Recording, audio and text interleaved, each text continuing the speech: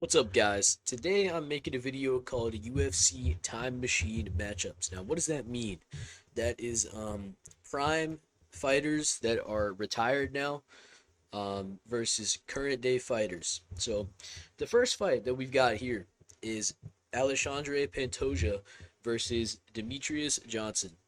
So, as you can see here, I've got Pantoja winning, and my reasons are I think he is just a lot bigger than DJ. I think that is a factor because I think if they do get to the ground, I think he would be able to outstrength DJ. And I think they're very evenly matched in the jiu-jitsu, but I think Pantoja is a little bit better, and I think he's gonna be much stronger. I think he's gonna be more dangerous on the feet. I don't see him winning on the feet. Like I don't think he would win a kickboxing match with DJ, but he is very powerful. He's pretty big for the weight class. He's got insane durability, so I don't see DJ finishing him, and there's no way DJ gets a submission. So I think this is actually a pretty bad matchup for DJ. I know when people bring this up, like they like to act like DJ would just win this fight easily.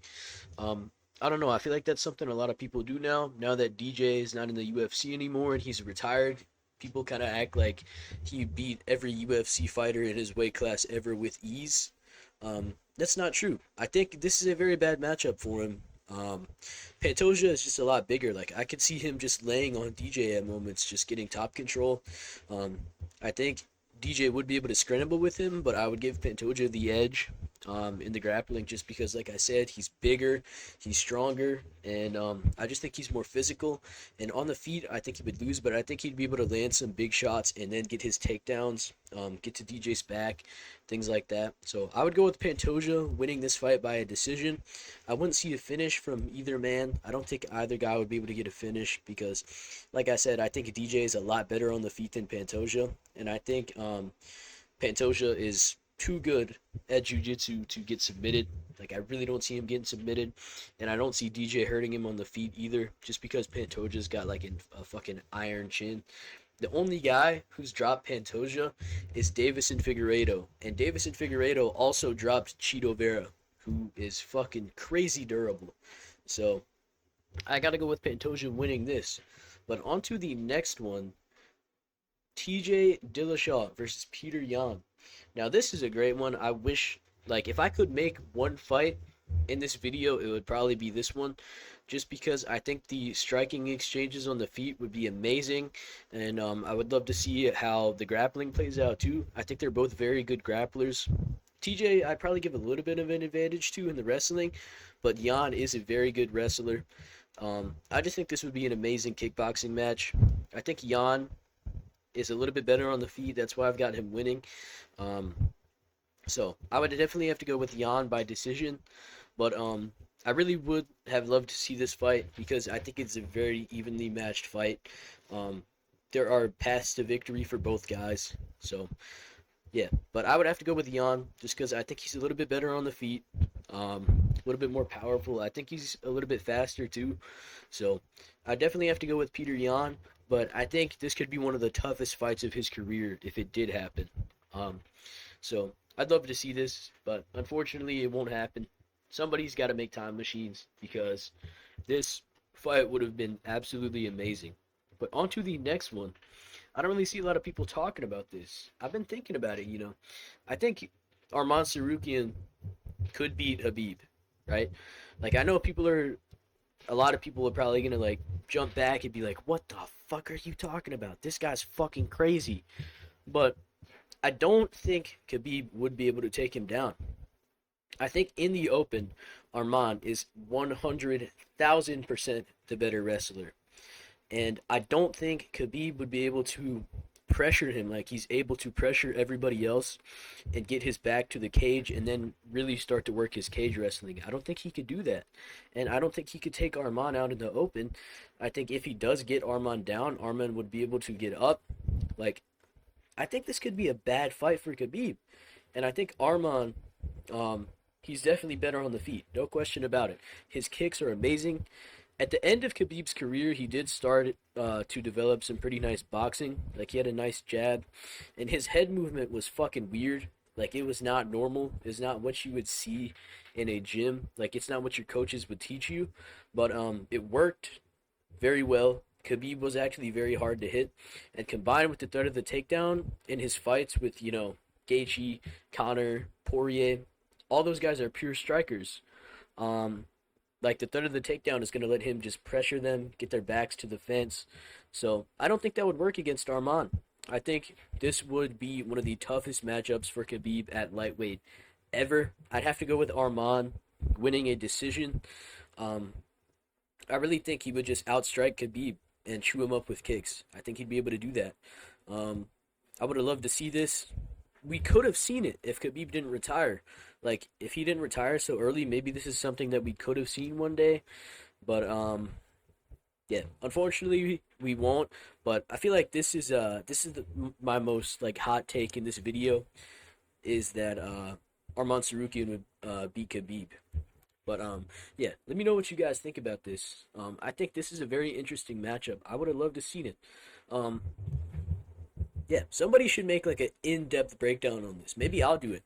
Um, but I would like to see like a actual like MMA expert talk about it, like Mighty Mouse or something. Somebody should make a video about this because I think this could be Khabib's toughest fight. But on to the next one. Bilal Muhammad versus George St. Pierre.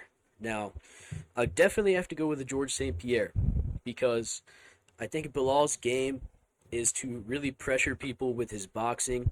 Um, and he's got amazing durability, very hard to hurt him. So he pressures you up against the cage with his boxing, and then he really starts to work his wrestling. He dumps you on your head, and he gets your back. That's what Bilal does. And I don't think he'd be able to do that to GSP. Just because I think GSP is actually levels above him on the feet. Bilal, he really only has like a left body kick. That's like about it. He's got a pretty nice left kick to the body.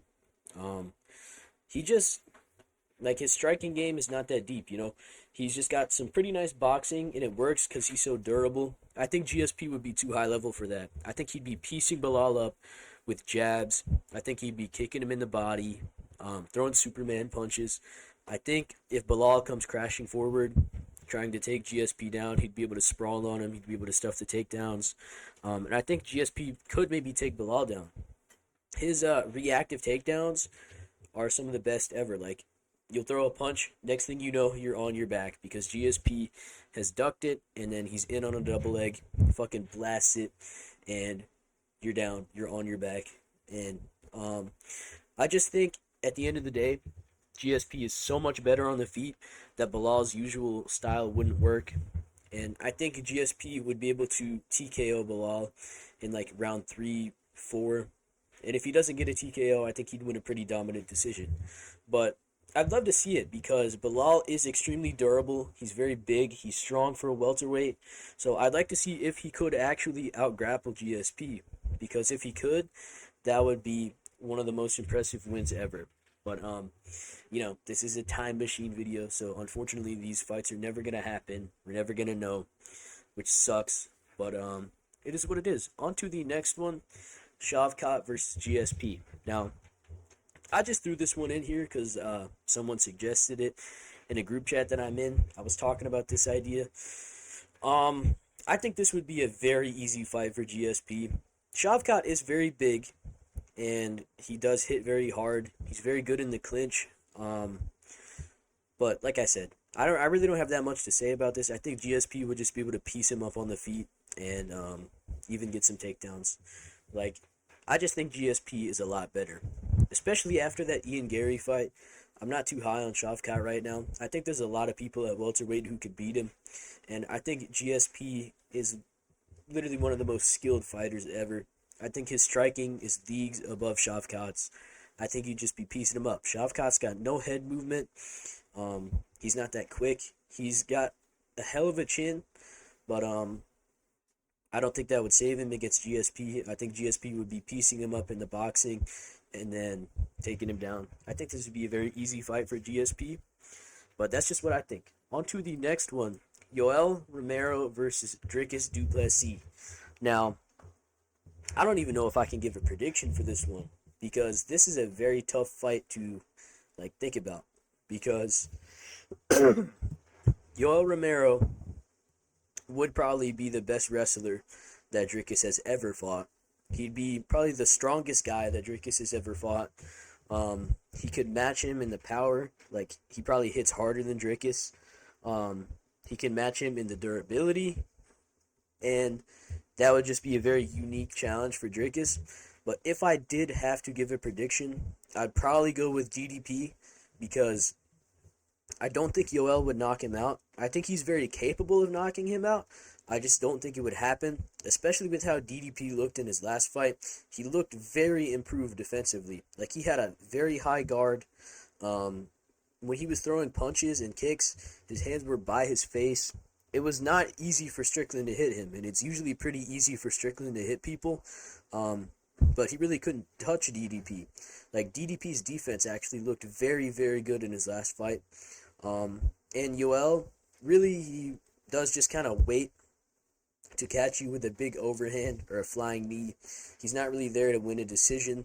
Um, and I just don't think he could finish DDP. I think DDP would get rocked at some point in this fight, but I think his recovery would be very good. He's not easy to finish. And I think he would be able to win a decision just throwing more output and consistently landing big shots on Yoel that wouldn't necessarily be like rocking him, but I think he would just do enough to win a decision. I think it'd be a very close fight.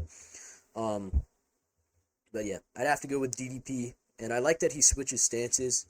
Um, that's just something I like about DDP. He switches stances a lot, just giving Yoel different looks. I don't think Yoel will be able to finish him, but this would probably be the toughest fight of DDP's career to date if it did happen. But yeah, that's what I think of this one. On to the next one.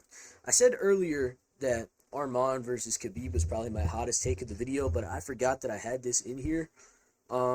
This is definitely my hottest take of the video. I think Pereira would knock DC out. I feel like if the UFC did a poll on this, it would be like 80% in favor of DC.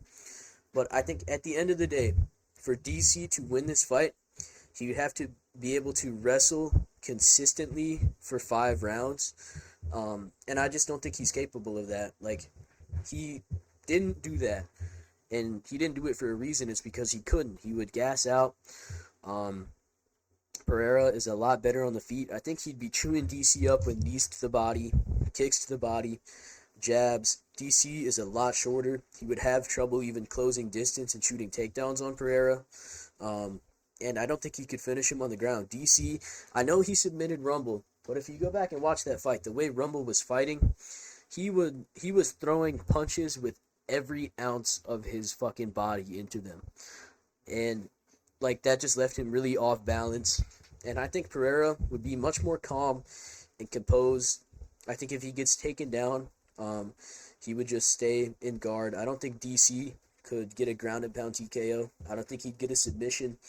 I think Pereira would be able to stay safe. And after like 2 rounds of wrestling, I think DC would start to feel like, man, I really can't keep this up much longer. And I think Pereira would piece him up on the feet. Yeah, like, I know this is a hot take for a reason, because Pereira is like, he's not a good wrestler, but I just think he could win this fight, man. I think people just assume if he fights any good grappler, he's going to get submitted, and I just don't think that's the case, because that's the best thing about his grappling is, like, he's not very good at stopping takedowns, but he's just very good at staying safe because he's so strong, and he is actually, like, pretty damn good at jiu-jitsu. Like, he's good at not getting submitted. Every round is a fresh start on the feet. As the fight goes on, I think Pereira would actually be able to stuff takedowns. And I think he would just be piecing DC up on the feet for any amount of time that they're striking. I think he would beat the shit out of him. But that's just my opinion. Let me know what you guys think. I know almost every comment is probably going to be like, dude, you're crazy. DC would maul Pereira. I'm probably going to get a bunch of dislikes on this video, but that's okay. This is just my opinion. Let me know what you guys think. But on to the last one. We got Tom Aspinall versus Stipe Miocic.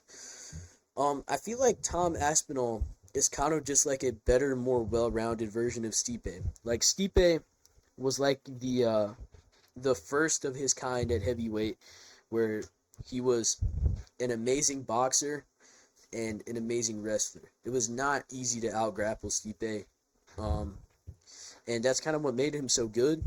Was his grappling was so good that he could stay on the feet, and he was also a very good boxer.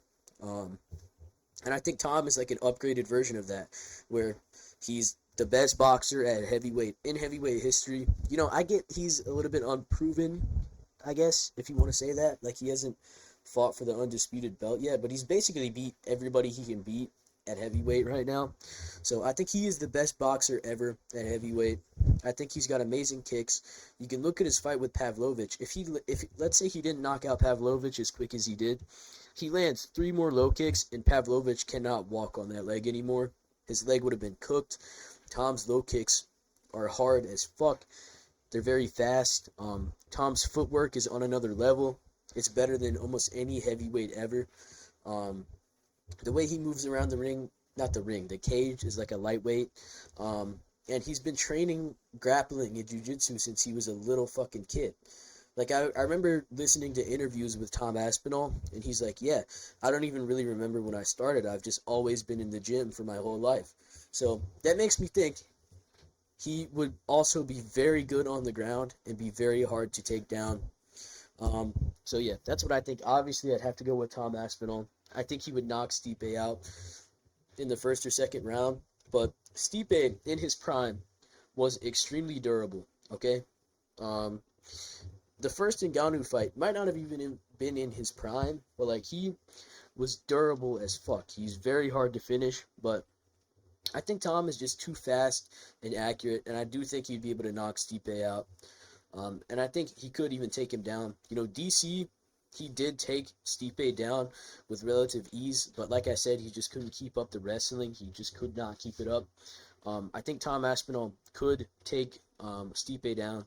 I think he could even finish him on the ground. But yeah, I would have loved to see this fight, but unfortunately, we won't get to see any of these fights. But let me know what you guys thought. I'm going to do another video like this in the future. There's so many fighters. Like, there's a lot of legends who I haven't even seen them fight just because I'm a fairly new fan. So, as, you know, I make YouTube videos, like, let's say there's weeks without UFC, I'll make another video like this, going over some more legends, like Anderson Silva versus DDP, Anderson Silva versus Izzy, Anderson Silva versus fucking Sean Strickland. I'll do, like, I don't know, Dominic Cruz versus Marab. I'll make a bunch of videos like this. So this is not the last of them, but I hope you guys enjoyed and have a good day.